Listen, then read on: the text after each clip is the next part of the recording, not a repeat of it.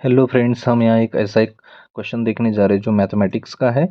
It deals with the real number. So basically जो हमारा 10 class है, 11 क्लास का जो सिलेबस होता है, ये उन 9 क्लास में भी होता है। जब हम रियल नंबर्स और रैशनल इरेशनल नंबर पढ़ते हैं तो उसी से डील करने वाला एक क्वेश्चन है। बेसिकली ये क्वेश्चन बहुत बार अलग अलग जगह पूछा जा चुका है, और थोड़ा ज़्यादा ट्रिकी तो नहीं है, मगर हम कहेंगे कि थोड़ा ये लॉजिकल क्वेश्चन है जहाँ हमें थोड़ा सोचना पड़ता है, और एक अच्छा क्वेश्चन है।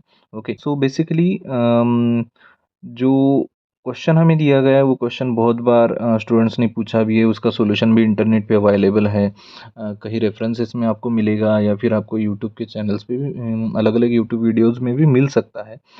मगर क्या होता है कि इस क्वेश्चन का स्टिल बहुत लोगों को डाउट है, और कुछ लोगों को इस क्वेश्चन के टेस्ट स्टेप्स पता नहीं होती, या फिर अगर सॉल्यूशन भी उनको पता होता है मगर वो कैसे आया है ये समझ में नहीं आता है। सो मैंने उसी क्वेश्चन को यहाँ लिया है और ट्राई किया है कि हमें ऐसे क्वेश्चंस को कैसे सॉल्व करना चाहिए। तो आप इस वीडियो को पूरा देखिए तो आपको पता चल जाएगा कि ऐसे क्वेश्चंस कैसे सॉल्व किए जाते हैं। ओके, तो सबसे पहले हम देखते हैं कि क्वेश्चन क्या हमें दिया है। Okay, so we can see on the screen that एक क्वेश्चन है। थोड़ा आपको छोटा दिखेगा, आप थोड़ा झूम करके देख सकते हो, क्योंकि यहाँ मैंने ऑलरेडी सॉल्यूशन दिया है तो थोड़ा इमेजेस सेट किया है, तो उसमें हम टाइम वेस्ट नहीं करेंगे।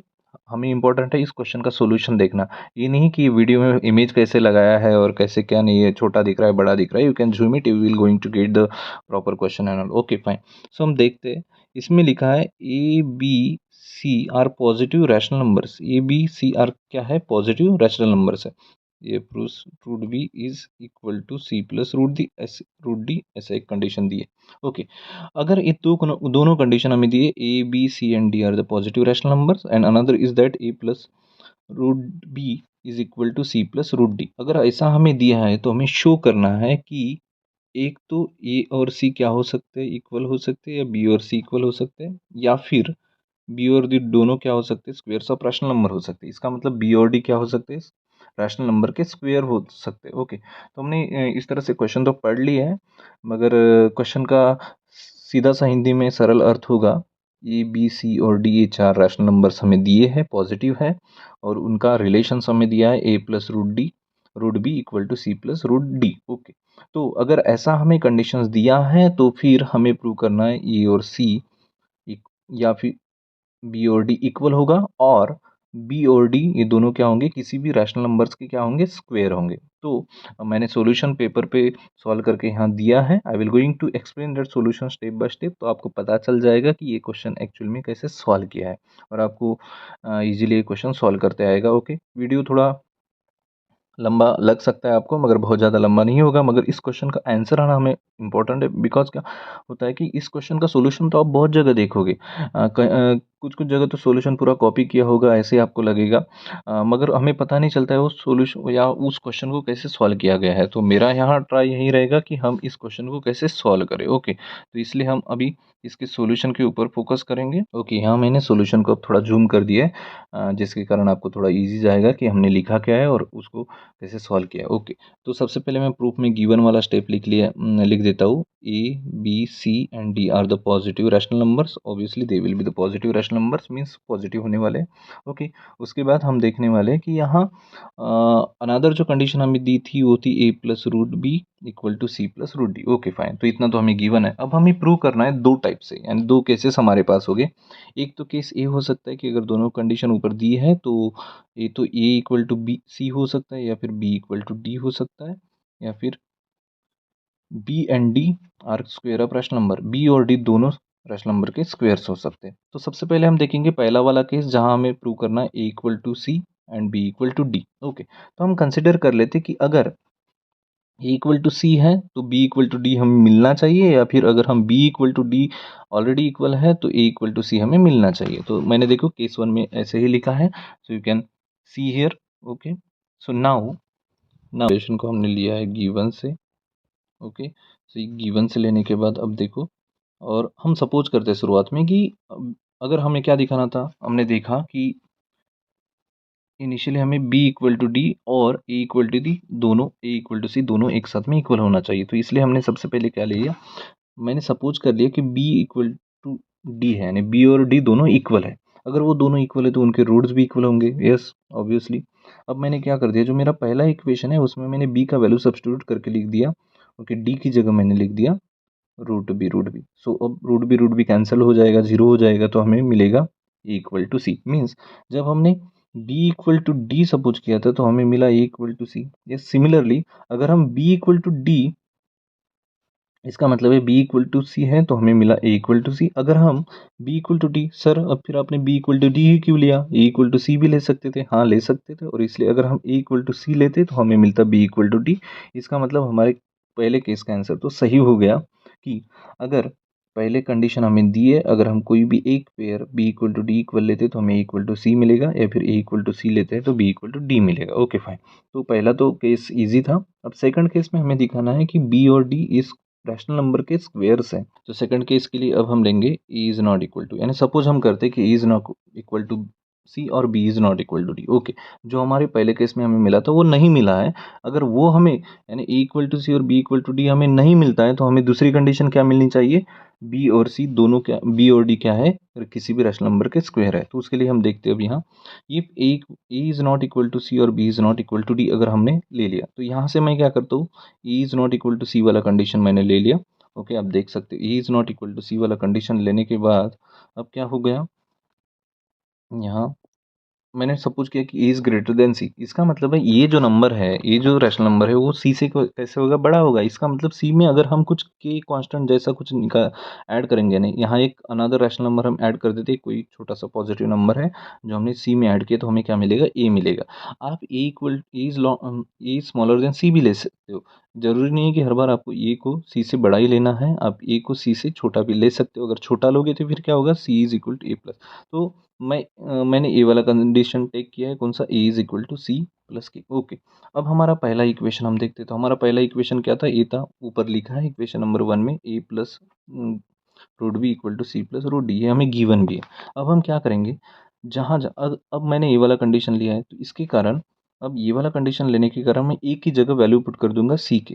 ए की जगह मैंने वैल्यू पुट कर दिया, means this A is substituted, इस ए की जगह मैंने ले लिया सी के, इस ए की जगह मैंने ले लिया सी के plus root B equal to C plus root D.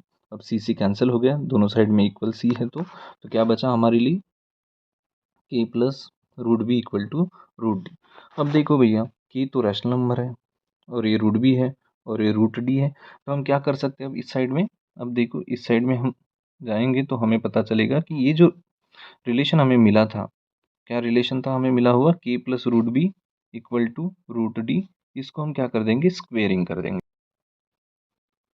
अब हम इक्वेशन नंबर 2 को स्क्वेयरिंग कर देंगे, यानी हम बोथ साइड्स क्या कर देंगे, स्क्वेयरिंग करेंगे। ओके, सो आफ्टर स्क्वेयरिंग यहाँ मैंने अप्लाई किया formula A plus B whole square का, तो हमें मिला K square plus 2b under root B K plus B equal to D. Okay fine, इतना तो हमें पता है। नाउ मैंने थोड़ा अरेंजमेंट किया है यहाँ। मैंने ये जो टर्म था इसको ऐसे ही रखा, और बाकी जो कचरा है यानी बाकी जो सब पार्ट है वो मैंने राइट साइड में पुट अप कर दिया। Okay fine, so I have taken everything on the right hand side, and only 2 root b k was there. Again, k is rational number, 2 is also rational number. Okay, so so I have transfer it on the another side, so I got one expression that is under root b.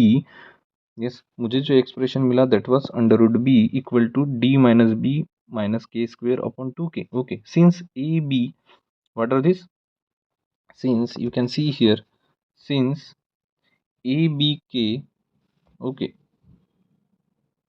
are rationals, so this RHS side will also be rational number, yes or no, it will be rational. So if I will going to squaring, I'm going to do the squaring on both side, I will get this as a b. Okay, so I will going to get this side as a b equal to d minus b minus k square upon 2k whole square. इसका मतलब क्या हो गया, अगर ये right hand side rational number है तो ये राइट हैंड साइड का रैशनल नंबर का स्क्वायर हो गया। So can I say b is equal to square of rational number, as b is a square of rational number. Now from equation 2 वापस हम equation number 2 पे जाएंगे। कहाँ है आपको दिखा होगा इक्वेशन नंबर 2, नीचे हमने लिखा था। Yes, this is the equation number 2, k plus root B equal to root d. It means that now I will take this equation number 2। अब क्यों मैंने इक्वेशन नंबर 2 निकाला, बिकॉज मुझे तो पता चल गया b is a square of rational number, but I have to also show that d is a square of rational number. So उसे दिखाने के लिए हमें वापस इक्वेशन नंबर 2 पर जाना होगा, और इक्वेशन नंबर 2 में आप देख सकते हो ये जो रूट डी है, रूट डी का स्क्वायर हम रूट हम इधर ट्रांसफर कर देंगे, so it will become k plus root b whole square. Again k is rational, under root b is also rational because it was already given. yes, यहाँ arrow से देख सकते हो आप ऊपर। Okay, so it was already given, so because of that अब ये अगर रैशनल है तो इसका स्क्वायर भी रैशनल हो जाएगा, और इसका स्क्वायर रैशनल हो जाने के कारण d is also said to be the square of rational number. So from this relation, from this we get b is the square of rational number, from this we get the d is square of rational number. तो इस तरह से जब हम equation number 4 और 5 को refer करते हैं तो हमें पता चलता है b and d are square of rational number. कब? जब ये is not equal to c होगा और b is not equal to d होगा। ओके, तो इस तरह से हम इस क्वेश्चन को सॉल्व कर सकते हैं। तो पूरा क्वेश्चन मैंने आपको प्रॉपरली सॉल्व करके बताया है, हर एक स्टेप आपको एक्सप्लेन किया है। तो आप इस सॉल्यूशन को यहाँ देख सकते हो और समझ सकते हो। अगर फिर भी आपको कुछ समझ में नहीं आ रहा है, if you are having some confusion in any one of the step that is given here, you can again ask me in the comment. I will going to explain you properly. okay, तो इस तरह से ऐसे question को approach किया जाता है और सॉल्व किया जाता है। आई होप, मुझे ऐसा लगता है कि इस क्वेश्चन का स्टेप बाय स्टेप सॉल्यूशन आपको समझ में आया होगा, और ऐसे क्वेश्चन को हमने कैसे अप्रोच किया है वो भी हमें समझ में आया होगा। अब कैसा है, क्वेश्चन में दो कॉम्प्लेक्स सिचुएशन थी और दो केसेस थे, तो समटाइम इस वीडियो को देखते समय आप कुछ पोर्शन स्किप कर सकते हो, मगर स्किप नहीं करना है। अगर आपने स्किप कर दिया है तो वापस आपको अगली स्टेप समझ में नहीं आएगी। तो अगली स्टेप अगर समझ में नहीं आता है तो वापस जाना है, थोड़ा बैकवर्ड जाना है और चेक करना है कि किस स्टेप में कैसे कैलकुलेशन किया है और उसके आगे हम कैसे बढ़े हैं। ओके, तो इस तरह से इस क्वेश्चन को हम सॉल्व कर सकते हैं।